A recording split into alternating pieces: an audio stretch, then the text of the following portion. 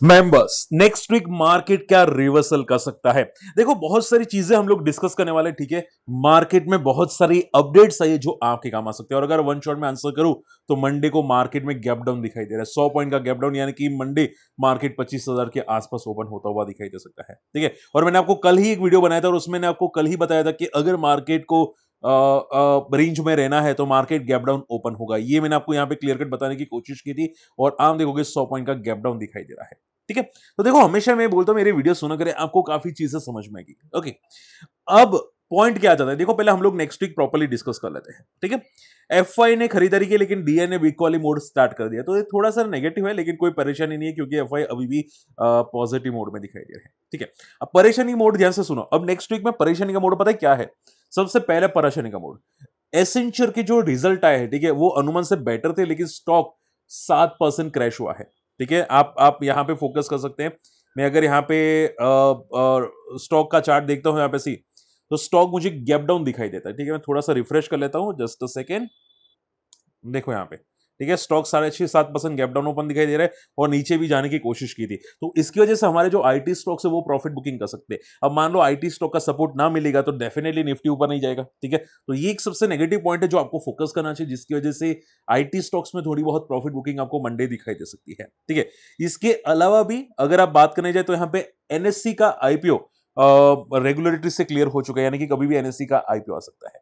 अब देखो एक बात याद रखेगा, नए जितने भी आईपीओ आते हैं ना, जितने बड़े आईपीओ आते हैं ना, तो मार्केट से फंड्स कम हो जाते हैं, ऐसा हम लोगों ने बहुत बार सुना है, ठीक है। कि अगर मान लो 10,000 करोड़ का, 15,000 करोड़ का, 20,000 करोड़ का, 25,000 करोड़ का अगर बड़े बड़े आईपीओ आते हैं, तो मार्केट से क्या होता है, लिक्विडिटी कम हो जाती है और आईपीओ में चली जाती है, और उसकी वजह से मार्केट में भी प्रॉफिट बुकिंग आती है। तो ये एक चीज हो गई जो आपको रडार पे रखनी चाहिए। हालांकि देखो एनएससी का आईपीओ कभी भी आए, क्योंकि बिफोर द आईपीओ, यानी आप बोल सकते हैं अनलिस्टेड मार्केट में ऑलरेडी बहुत तेजी से भाग चुका है। जिनको नहीं पता है अनलिस्टेड मार्केट में कितना रिटर्न दिया है, वो आप भी नहीं जानते। सीरियस नोट पे बहुत बहुत तगड़े रिटर्न दिए हैं ऑलरेडी, ठीक है, अनलिस्टेड मार्केट में। तो आप पॉजिटिव मत समझना, क्योंकि ऑलरेडी बहुत ज्यादा रिटर्न ये दे चुका है, ठीक है।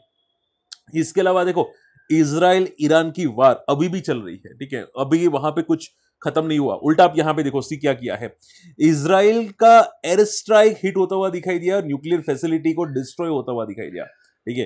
पूरी की पूरी यहां पे न्यूक्लियर फैसिलिटी डिस्ट्रॉय होगी। और देखो मैंने ये तक भी सुना है कि इजराइल पता है क्या करता है, इजराइल बहुत सारे बॉम्ब्स जो आते हैं, ठीक है, ईरान से, तो उसको बोलते हैं ना नलीफाई करते हैं, यहाँ पे हवा में उड़ा देता है।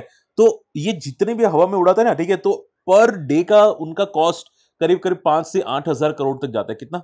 5 से 8 हजार करोड़ का, ठीक है। तो करीब करीब अब तक का उनका 1.8 बिलियन का यहाँ पे खर्चा हो चुका है, ठीक है।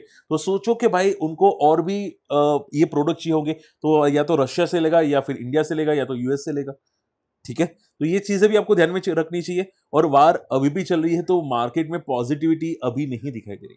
आप ये समझो रेंज बाउंड है, जब तक क्रूड ऑयल ऊपर है तब तक मार्केट रेंज बाउंड रहने की उम्मीद है, ठीक है। क्रूड ऑयल आप देखोगे लगातार ऊपर जाता हुआ दिखाई दिया। अगर मान लो क्रूड ऑयल ने ब्रेकआउट कर गया, 7,000 को टेस्ट कर गया, तो फिर मार्केट हमारा ऊपर जनरली चांसेस कम है कि भाई ऊपर जाएगा, वो वापस एक बार के लिए प्रॉफिट बुकिंग करेगा हमारा मार्केट, ठीक है। तो ये बात भी याद रखेगा कि क्रूड ऑयल ऊपर जाता है तो एक प्रॉब्लम क्रिएट कर सकता है।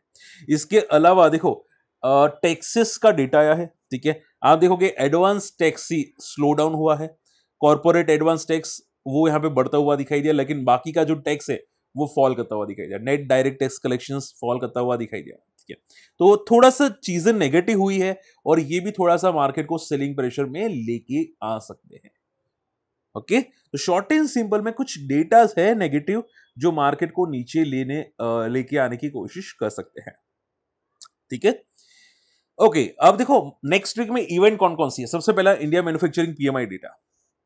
हालांकि देखो ये इंपैक्ट ज्यादा नहीं करेगा, लेकिन एक बात याद रखेगा कि अगर डेटा ज्यादा नेगेटिव आते हैं कोई भी रीजन से, अगर मान लो सडनली सरप्राइज कोई डेटा आता है, ठीक है, तो इंपैक्ट करेगा, बाकी इंपैक्ट नहीं करेगा, ठीक है। मान लो कि भाई जो अनुमान था उससे ज्यादा कम आया, हाँ, तो इंपैक्ट कर लेगा मार्केट को, तो मार्केट में प्रॉफिट बुकिंग आएगी, ठीक है।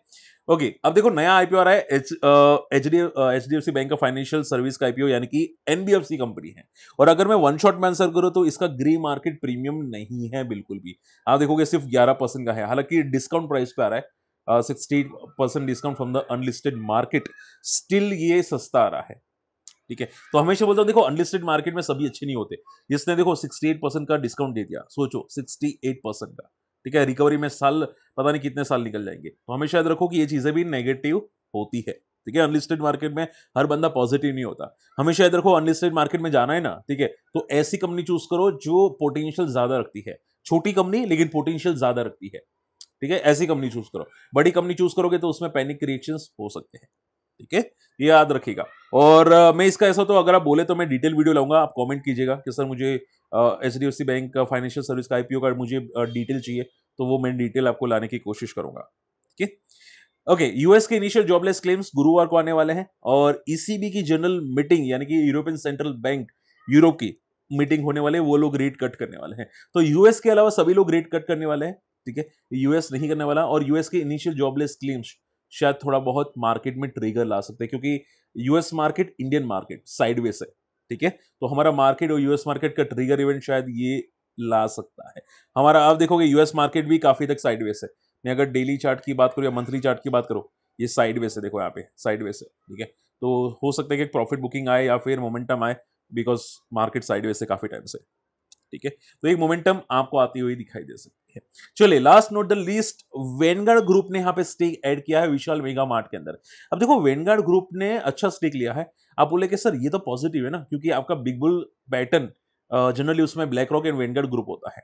बात आपकी सही है, ठीक है, आपकी बात डेफिनेटली सही है, लेकिन उसमें मैं वॉल्यूम्स भी देखता हूं, प्लस स्टॉक की बिग बुल पैटर्न भी देखता हूं। बिग बुल पैटर्न यानी कि 20 ईएमए पे सपोर्ट लेके बाउंस करना, ये जो लाल कलर की लाइन होती है ना, उसमें डेली चार्ट में अगर वो सपोर्ट लेके बाउंस करता है, वो भी मैं देखता हूं, ठीक है। तो जब तक वो ना हो तब तक मैं स्टॉक फोकस नहीं करता।